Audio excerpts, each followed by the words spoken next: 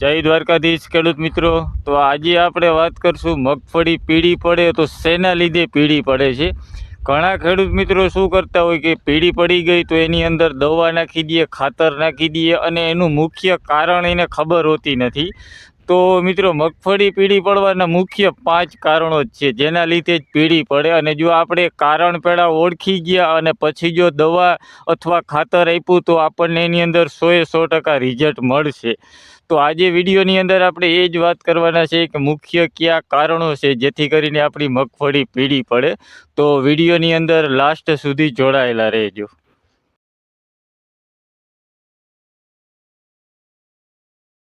તો વાત કરીએ મિત્રો આપણે પહેલું કારણ તો એ છે કે નાઇટ્રોજનની ઉણપ। નાઇટ્રોજનની ઉણપ હોય તો મિત્રો એની અંદર આપણને શું ફેરફાર જોવા મળે તો કે જૂના પાન હોય એ પહેલાંથી જ પીળા પડી જાય। આમાં તમે જોઈ શકો તો અહીંયા જે જૂના પાન હોય એ પહેલાં જ પીળા પડી જાય અને બીજું છોડની વૃદ્ધિ હોય એ ધીમી થઈ જાય અને આખો છોડ છે ફીકો અને લીલો દેખાવા માંડે। જો આવું કારણ દેખાય મિત્રો તો સમજી જવાનું કે આની અંદર નાઇટ્રોજનની ઉણપ છે। અને બીજું કારણ જોવા જઈએ તો એ છે આયર્ન અથવા ઝીંકની ઉણપ। તો એની અંદર શું થાય મિત્રો કે જે આની અંદર આ તમે જોઈ શકો જે નવા પાંદ નીકળતા હોય અહીંયા મિત્રો આજે આ જે નવા કમરા નીકળ્યા એ પીળા પડી ગયા હોય અને પાનની નસો લીલી રહીએ। જે અહીંયા તમને નસો દેખાતી હોય એ નસો લીલી રહીએ પરંતુ વચ્ચેનો ભાગ હોય એ પીળો પડી ગયો હોય તો સમજી જવાનું કે આની અંદર આયર્ન અથવા ઝીંકની આપણા ઉણપ છે। ત્રીજું કારણ જોવા જઈએ મિત્રો શું છે તો કે એ વરસાદના લીધે સતત પાણી ભરાયેલું રહીએ તો પણ આપણી મગફળી પીળી પડી જાય। એના લીધે શું થાય મિત્રો એને મૂળ હોય ત્યાં સુધી ઓક્સિજન એને મળતું નથી અને છોડ પીળો પડી જાય અને એનો આખો વિકાસ અટકી જાય છે। તો આ પણ એક કારણ હોઈ શકે। અને ચોથા કારણની મિત્રો આપણે વાત કરીએ તો એ છે ફૂગજન્ય રોગ।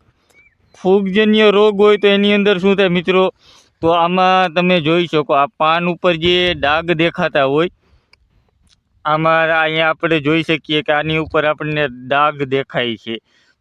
પછી આખું પાન પીળું થાય અને સુકાવા લાગે તો સમજવાનું મિત્રો કે આની અંદર આપણે ફૂગજન્ય રોગ છે જેના લીધે આપણી મગફળી પીળી પડે છે। અને પાંચમું કારણ જોવા જઈએ મિત્રો તો એ છે જીવાત।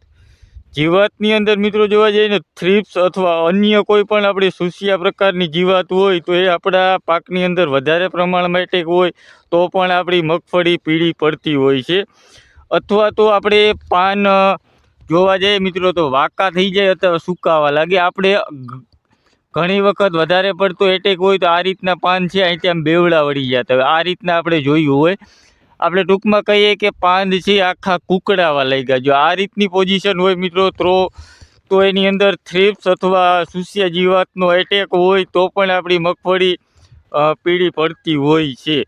તો આ મિત્રો મુખ્ય 5 કારણ છે। આમાંથી જો આપણે કારણ ઓળખી ગયા અને પછી જો એની ટ્રીટમેન્ટ કરી તો આપણને ખૂબ સારું એની અંદર રિઝલ્ટ જોવા મળશે।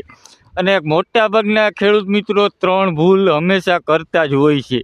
તો એ 3 ભૂલની વાત કરીએ તો કઈ છે તો કે પીળાશ દેખાય મગફળીની અંદર તો અંદાજે દવા છાંટી દઈએ, ઘણા બધા ખાતર ભેગા કરી દઈએ, ઘણી બધી દવા ભેગી કરી અને રગડો કરી અને શરબતની જેમ પાઈ દેતા હોય। અને ત્રીજું જોવા જઈએ તો કે પાણી ભરાયેલું હોય કોઈ પણ હેડાની અંદર અથવા આપણે વધારે વરસાદ થયો હોય હેડે પાણી ભરાયેલું હોય તો પણ એની અંદર ખાતર નાખી દઈએ કે પાણી જલ્દી ઉપાડી લઈએ, ભેજ જલ્દી ઉપાડી લઈએ। તો આવી રીતના મિત્રો આપણે કોઈ પણ ભૂલ કરવાની નથી। તો મિત્રો મગફળીમાં પીળાશનું સાચું કારણ શોધી અને આપણે એની અંદર યોગ્ય ડોઝ આપીએ તો આપણને એની અંદર ખૂબ સારું રિઝલ્ટ મળતું હોય છે।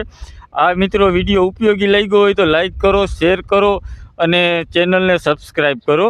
આવી જ ખેતી સંબંધી માહિતી માટે ચેનલને સબસ્ક્રાઈબ કરો। ધન્યવાદ।